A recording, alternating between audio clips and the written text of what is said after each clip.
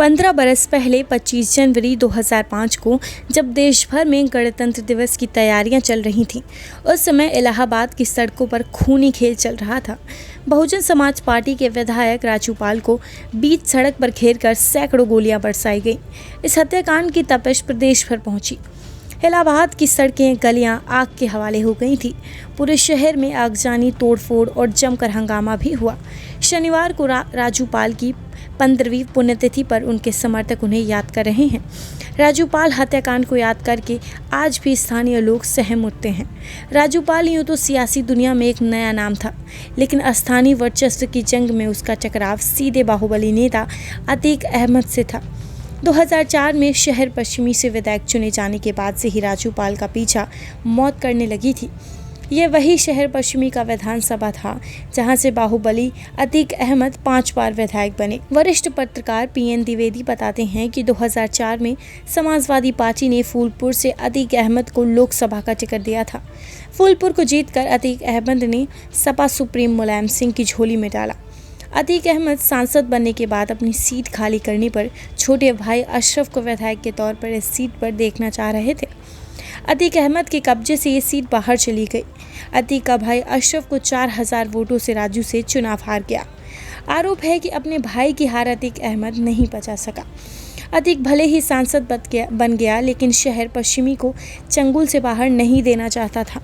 राजू पाल हत्याकांड में सांसद अतीक अहमद, उनके भाई अशरफ सहित 9 लोगों पर लगा। अशरफ को छोड़कर सभी आरोपी जेल में हैं।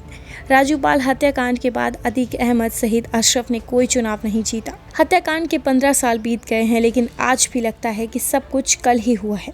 राजू पाल की पांथी पूर्व विधायक पूजा पाल कहती हैं कि चुनाव के पीछे अतीक अहमद ने मेरे मांग का सिंदूर छीन लिया। राजू पाल की हत्या फिल्माई गई फिल्म से वो कम नहीं थी। जानकार बताते हैं कि राजू पाल के गांव के एक व्यक्ति की मौत हुई थी। राजू उसके परिजनों से मिलने पोस्टमार्टम हाउस पहुंचे थे और वो वहां से वापस लौट रहे थे और अपनी क्वालिस गाड़ी खुद ही चला रहे थे। कुछ लोग बताते हैं कि राजू पाल का पीछा SRN अस्पताल से किया जा रहा था, लेकिन कुछ कहते हैं कि नेहरू पार्क मोड़ पर घात लगाकर आरोपी बैठे हुए थे। राजू पाल की गाड़ी जैसे ही नेहरू पार्क पहुंची थी, उस पर गोलियों की बरसात शुरू हुई और लोग कहते हैं कि असलों से लैस अपराधियों ने राजू पाल की गाड़ी के आगे एक 4 पहिया गाड़ी लगाकर खड़ी कर दी। राजू पाल की गाड़ी को चारों तरफ से घेर लिया गया था। ताबड़तोड़ गोलियां बरसाई जा रही थी। राजू पाल का शरीर गोलियों से छलनी हो चुका था। पूरे इलाके में अफरा तफरी मच गई। लोग दुकान बंद करके भाग रहे थे। सड़क पर आने जाने वाले गलियों में छिप रहे थे। लगातार गोलियों की आवाज़ से पूरा इलाका थर्रा गया। लोग कहते हैं कि राजू पाल के शरीर से 19 गोलियां निकली थी। इस हत्याकांड में संदीप यादव और देवीलाल की भी मौत हो गई। उनकी पत्नी पूजा पाल लगातार बसपा से शहर पश्चिमी की विधायक रहीं। 2017 के विधानसभा चुनाव में पूजा पाल को हार का मुंह देखना पड़ा। इसके कुछ दिनों बाद मायावती ने पूजा पाल को बसपा में बाहर कर दिया। बीते 2019 के लोकसभा चुनाव में पूजा पाल को उन्नाव से समाजवाद पार्टी का उम्मीदवार बनाया गया। पूजा पाल सपा में कब शामिल हुई, किसी को भनक ही नहीं लगी।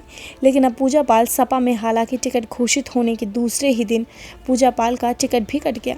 लेकिन लोकसभा चुनाव में स्थानीय तौर पर पूजा पाल सपा के स्टार प्रचारकों में शामिल हैं। इलाहाबाद के सपा के चुनावी रथ पर जयाप्रदा और डिम्पल यादव के साथ पूजा पाल भी समर्थकों का अभिवादन करती देखी जा सकती है। ऐसी ही तमाम खबरों को जानने के लिए हमारे YouTube चैनल को सब्सक्राइब करें। Subscribe to our YouTube channel and press the bell icon to get the latest updates.